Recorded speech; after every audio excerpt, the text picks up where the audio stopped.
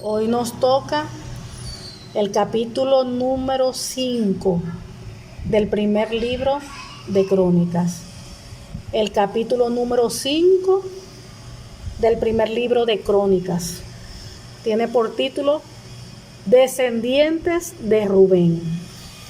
Padre amado, Dios Todopoderoso, bendice tu palabra, Señor. Leemos tu preciosa palabra en el nombre del Señor Jesucristo. Amén, gloria a Dios. Descendientes de Rubén. Leemos. Los hijos de Rubén, primogénito de Israel, porque él era el primogénito. Mas como violó el hecho de su padre, sus derechos de primogenitura fueron dados a los hijos de José, hijo de Israel, y no fue contado por primogénito. Wow, tremendo. Se dice que Rubén, el primogénito de Rubén, él, se dice la palabra del Señor, que él estuvo con una mujer de su padre. Y eso pues es algo terrible. Eso es como dice aquí, violó el lecho de su padre. Cuando habla del lecho, está hablando de su cama, de esa parte íntima, de la intimidad, vamos a decir el área sexual. Su cama, pues su lecho. Entonces aquí nos dice que él violó su lecho. Y Rubén era el primogénito de Israel. Recuerden que Israel, antes de llamarse Israel, fue Jacob. Y Jacob significa pues ladrón. Se le cambió el nombre a Israel, Dios le dio un nuevo nombre a Israel. Y el primogénito que él tuvo, su nombre es Rubén, aquí lo dice, Rubén era el primogénito. Dice que no fue reconocido, o sea, fíjense si no fue tan terrible el hecho que cometió, tan vergonzoso, tan aberrante, tan delicado. O sea, fíjense las consecuencias. Fíjense las consecuencias, aquí tenemos que ver eso, las consecuencias. Primero, el hacerle algo así aberrante al padre, a su propio padre. Pero miren las consecuencias. Él no fue reconocido por haber profanado el lecho de su padre. Y le quitaron la importancia que tenía en los tiempos bíblicos el ser el primogénito. Tenía derechos más que los otros hermanos por ser el primero. Si el padre faltaba, él era el que se encargaba. Y su herencia era mayor que las demás hermanos. O sea, él tenía beneficios allí por ser el primogénito. Y haber caído, como quien dice allí, como hoy dijéramos, tan bajo. El haber ofendido al padre, a su propio padre. El haber hecho eso tan aberrante. Que fíjense las consecuencias. Todos estos ejemplos bíblicos que nosotros leemos, bien sea este o cualquier otro, vamos a decir de esta manera que fue algo negativo que ocurrió. Esto nos sirve hoy en día a la iglesia de Cristo, todo hijo o hija de Dios. Y nos deja para que nosotros meditemos en nuestra conducta, en nuestra actitud, en nuestra vida. Que toda decisión que uno tome trae consecuencias. Bien sea consecuencias positivas o bien sea consecuencias negativas. Recuerden que la palabra de Dios dice que el pecado está a la puerta deseando dominarnos, pero nosotros lo podemos dominar. Dios prueba en los hombres sus corazones, pero el que tienta es el enemigo. El enemigo puede venir con tentación, pero uno, el ser humano, Dios nos dio libre albedrío. Y uno puede decir no o puede decir sí a la tentación. Dios nos dio ese libre albedrío para que nosotros escogiéramos, así como le pasó a Adán y Eva. Eva pudo haberle dicho, no, apártate de mí, serpiente antigua, o apártate de mí, que no voy a ofender a mi Dios. Dios dijo esto y aquello, no voy a pecar, no voy a hacer lo que Dios mandó que no hiciera. Ella tuvo libre albedrío, igual que Adán. Y hoy en día nosotros, cada uno de nosotros, seguimos con ese libre albedrío. Entonces el pecado puede presentarnos, se nos presenta enfrente, y nosotros podemos decir no o sí. Puede presentarse un acto de corrupción, una oportunidad para robar, una oportunidad para mentir, una oportunidad para engañar. Pero nosotros podemos decir no, yo no voy a ofender a mi Dios. Y un ejemplo clarito lo tenemos en la historia de José. ¿Recuerdan a José? Cuando la esposa de Potifar lo acosaba, ¿y qué le decía? Prácticamente que se acostara con ella. Que se acostara con ella una y otra vez, hasta el día que lo agarró y él tuvo que salir casi prácticamente sin ropa, sin nada. ¿Y qué decía él? Que jamás él no le iba a hacer nada, no iba a pecar, no iba a hacer eso en contra de Dios, porque él amaba a Dios y él jamás iba a hacer algo que ofendiera a Dios. Y por honrar a Dios, por defender a Dios, él cayó preso. Y hoy en día sigue, esas mismas circunstancias, lo que él vivió, lo que experimentó con respecto a la tentación, a los ataques, eso se vive hoy en día, se sigue viviendo. El enemigo ataca también al área sexual, al hombre, la mujer de Dios, claro que sí, para que caiga en pecado, para que ofenda a Dios. Pero no solamente en área sexual, en muchas áreas, como ya estuvimos hablando ahorita, en engaño, en corrupción, en mentira, en crítica, en murmuración. Siempre el enemigo va a venir a tentar, a atacar de una u otra manera, para que la persona escoja hacer lo malo. Porque, por ejemplo, usted está con una persona que la persona le gusta criticar, murmurar, hablar mal. Pero si usted está allí y usted ama a Dios y usted sabe que es lo correcto, usted le dice, mire, mi hermano, mejor no hablemos de esas cosas porque la crítica ofende a Dios. Si quiere vamos a orar por la persona y Dios va a orar, Dios va a hacer la obra. Pero nunca es una opción criticar, murmurar, porque eso es pecado. Ahí usted le está dando la honra a Dios. Pero si usted se calla y se allí y escucha, si usted no diga nada, ya usted está participando del pecado. Entonces, tremendo. Vemos aquí el primogénito de Israel, Rubén. Fue el primogénito y fíjense las consecuencias fuertes. Las consecuencias fueron fuertes. Como violó el hecho de su padre, sus derechos de primogenitura fueron dados a los hijos de José, hijo de Israel, y no fue contado por primogénito. Wow. Eso es vergonzoso, eso es terrible. Entonces vemos las consecuencias que él tuvo que vivir por su acto, por deshonrar a su padre, por ofender a Dios, vamos a decir así también. No tuvo pudor, no tuvo límite, no tuvo respeto. Y hoy en día tenemos que meditar en esas cosas. Uno como hijo de Dios, tenemos que respetar a Dios, su palabra. Por mucho que el Señor, por mucho que el enemigo tiente, por mucho que el enemigo incite, uno tiene que saber qué es lo correcto. Tantas mujeres que hay, ¿cómo va a venir a tener intimidad con la mujer de su padre? Con su concubina.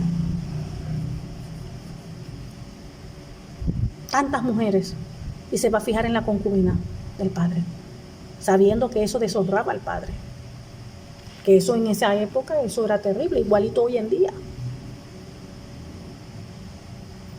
Y sin embargo a él no le importó, se dejó arrastrar, se dejó llevar, y fíjense las consecuencias. Y hoy en día también eso trae consecuencias. Y dice, Los hijos de Rubén, primogénito de Israel, porque era el primogénito, más como violó el derecho de su padre, sus derechos de primogenitura fueron dados a los hijos de José, hijo de Israel, y no fue contado por primogénito.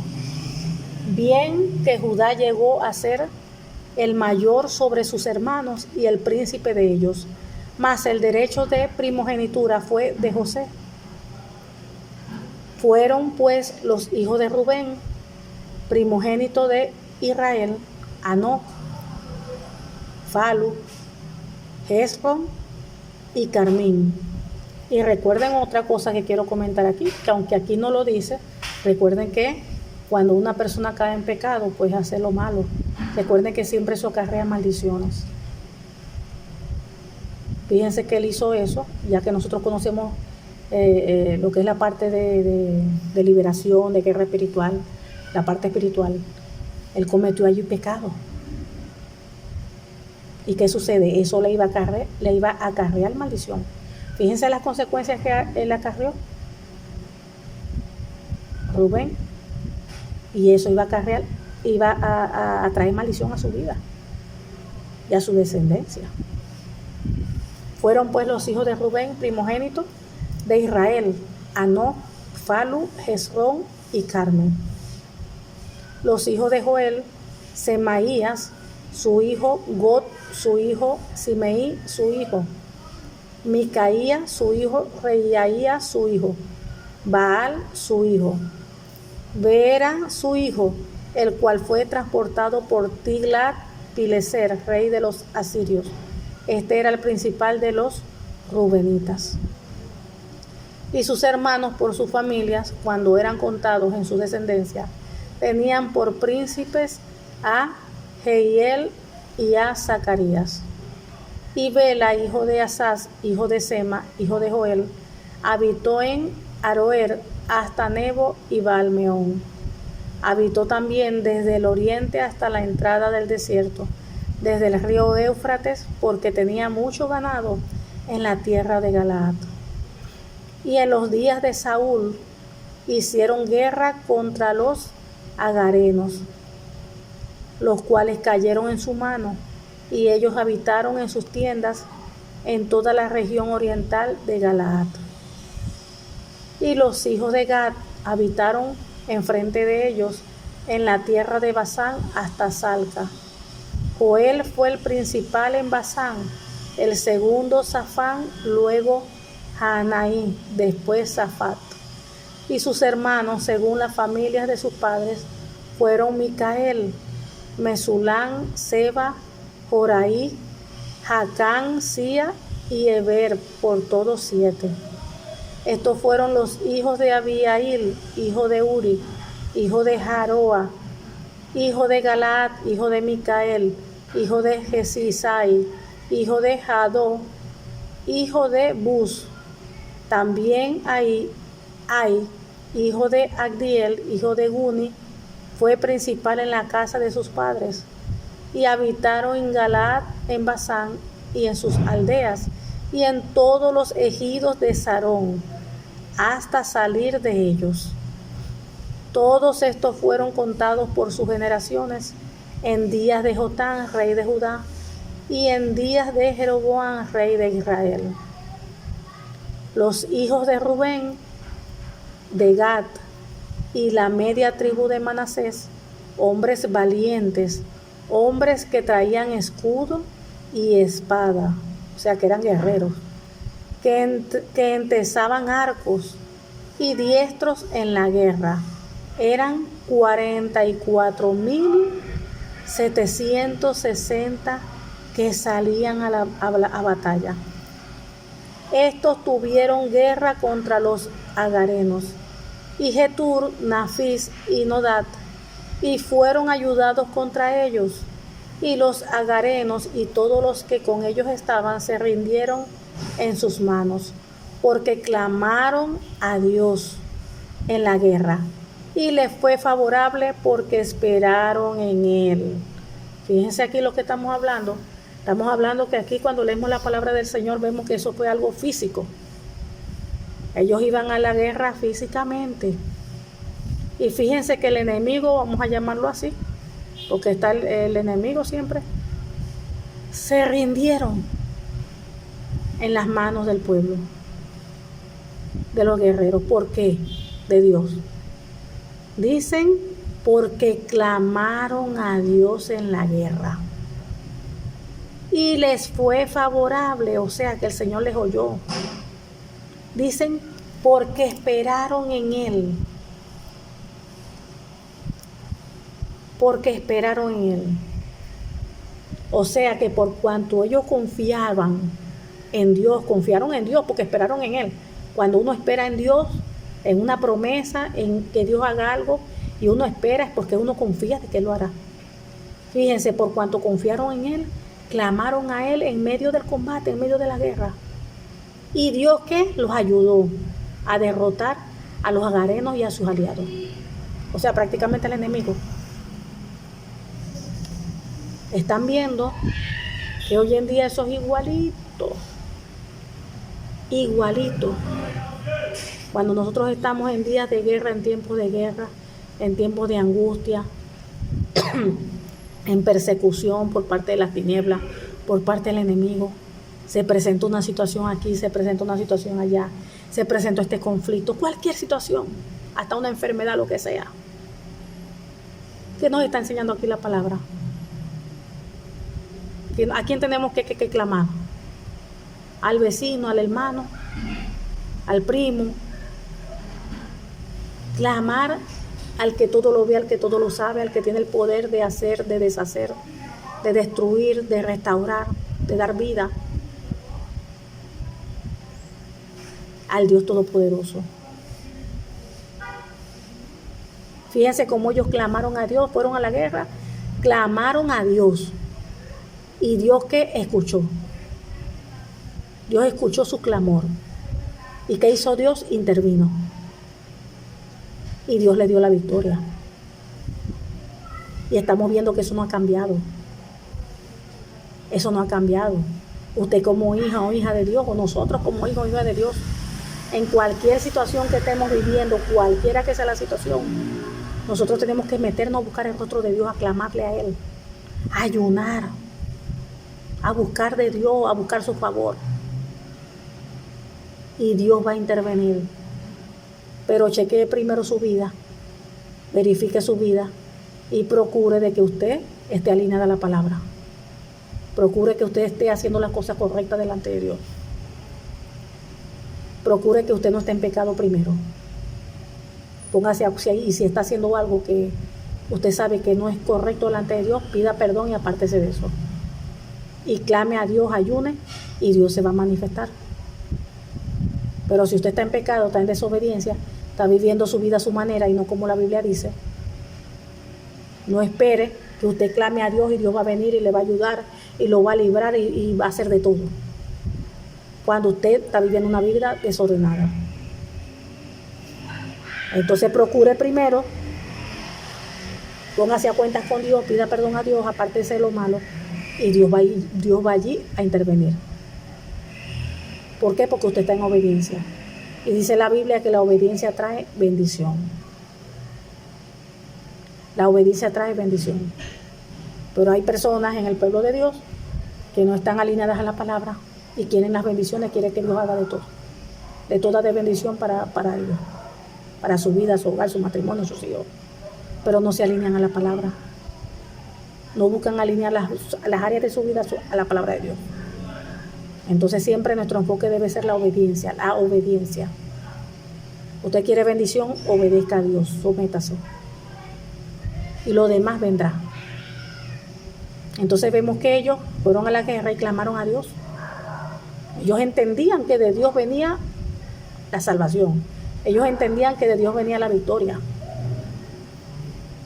Clamaron a Dios, confiaron en Dios y miren cómo Dios se manifestó.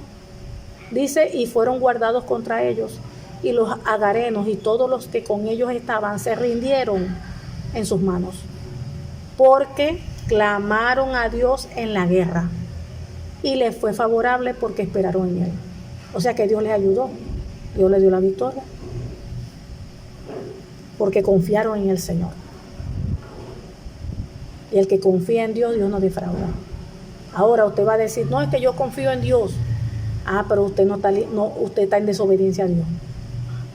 Usted vive la vida a su manera y no la manera como Dios la enseña, como Dios dice en su palabra. Dice, usted puede hacer ayuno, puede hacer de todo. Y busca usted el favor de Dios. Pero el primer enfoque que usted tiene que tener es alinear su vida a la palabra. Procurar que primero esté en obediencia. Para después clamar, para pedirle a Él su manifestación. O ponerse a cuenta con Él, pues. Reconocer de que no tiene una vida alineada a la palabra. A hablar con el Señor. Y el Señor allí se va a manifestar, pero usted tiene que alinear su vida. Cuando usted se pone a cuenta con Él allí está escuchando y Dios obra, se manifiesta. Dice, y tomaron sus ganados 50,000 camellos, 250,000 ovejas y 2,000 asnos y 100,000 personas. Muchísimas. 100,000. Y cayeron muchos muertos porque la guerra era de Dios y habitaron en lugares hasta el cautiverio. Fíjense, tremendo esto aquí, ¿eh? O sea, está queriendo decir que desvivieron a mucha gente porque Dios estaba con ellos. Y en ese lugar habitaron ellos hasta el tiempo de exilio, hasta el tiempo de cautiverio. Los hijos de la media tribu de Manasés, multiplicados en gran manera, habitaron en la tierra de Basán hasta Baal Hermón y Senir y el monte de Hernón.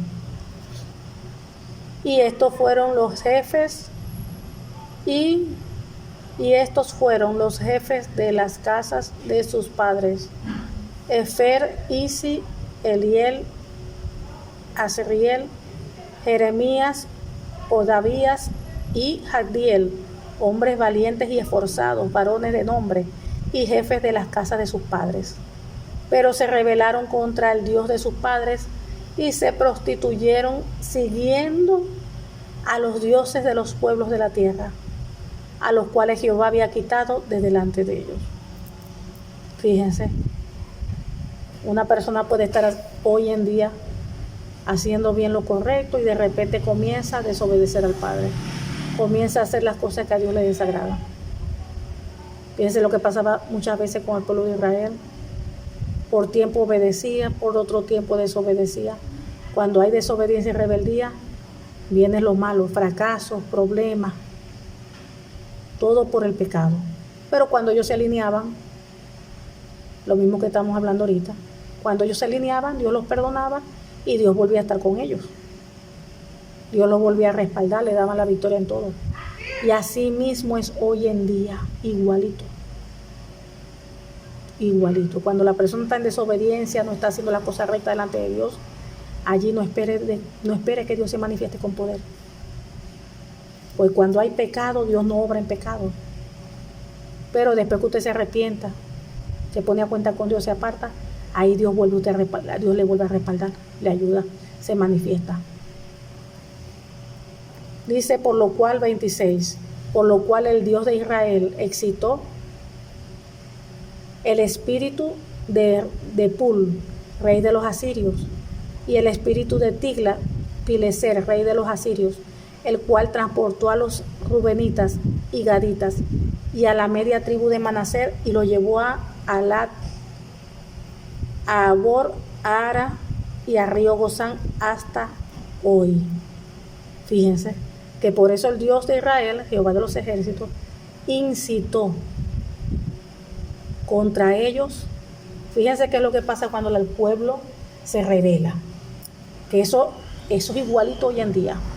La persona está bien, está haciendo las cosas correctas delante de Dios, está bien, el Señor está con la persona, pero desde el momento que la persona comienza a hacer lo malo, se aparta allí de Dios y empieza a pecar, empieza a hacerlo. Imagínense aquí que Dios te está dando la idolatría. Empezaban a adorar a otros dioses, le quitaron el primer lugar a Dios y empiezan a hacer lo malo. Entonces esos pecados, ¿verdad?, como el Dios aquí dice que se prostituyeron al adorar dioses de los pueblos de esa región, a los cuales Dios le había destruido delante de ellos. Dios los había quitado esos dioses. Y ellos empezaron a adorar los dioses que adoraban los pueblos, los que están alrededor de ellos. Y dice que por eso Dios, el Dios de Israel, ¿verdad?, incitó contra ellos. Fíjense, cuando la persona está en pecado y todo eso, es que todo se le levanta, empiezan los problemas. Por el mismo pecado, porque tiene puerta abierta. Entonces, ¿qué pasa? El enemigo se le levanta. Y el enemigo viene a atacar con más fuerza. Porque hay pecado. Recuérdense que Dios nos pone a nosotros protección alrededor. Y cuando hay pecado, esas protecciones se dañan. Y ahí comienza el enemigo, viene a atacar con fuerza. Y pasan muchas cosas. De enfermedades, de situaciones con el marido, con los hijos, las finanzas, muchas cosas empiezan a pasar. Entonces dice que por eso que el Dios de Israel incitó contra ellos a Saúl, es decir, a Tigla, Pileser, rey de Asiria, quien deportó a los rubenitas y a los galaitas y a la medio tribu de Manasés, llevándolos a Jalán, Jabor, Ará y al río Gozán, donde permanecen hasta hoy. Se los lleva cautivo. Se pierde allí, como quien dice, la cobertura. Cuando la persona está en pecado, ¿verdad?, sale de la cobertura de Dios. Sale de la cobertura de Dios. Y el enemigo entra con fuerza a atacar, a dañar. Dice que el ladrón vino para hurtar, matar y destruir. El enemigo entra a dañar porque hay puertas abiertas, porque hay pecado. Hay pecado allí. Y pasa muchas cosas terribles. Y vienen las personas, pues el enemigo se los lleva cautivo. Fíjense cómo allí se llevaba cautivo se llevaban cautivo, pues parte del pueblo, a todo el pueblo, depende. Pero se llevaban allí a la gente cautiva. Y hoy en día las personas son cautivas, sus almas son cautivas. El enemigo las mete en regiones de cautividad. Estoy hablando de una vez la que es la parte espiritual. Y eso pasa hoy en día, Entonces, para que veamos lo delicado que es entrar en desobediencia a Dios, lo delicado que es quebrantar la palabra, no obedecer a Dios, no someterse a Dios. Tenemos que reflexionar.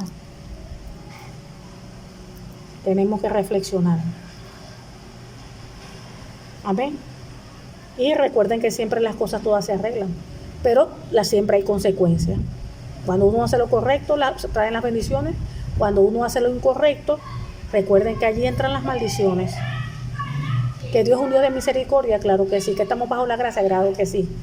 Uno se arrepiente, como hacía el pueblo de Israel, y Dios perdonaba a uno.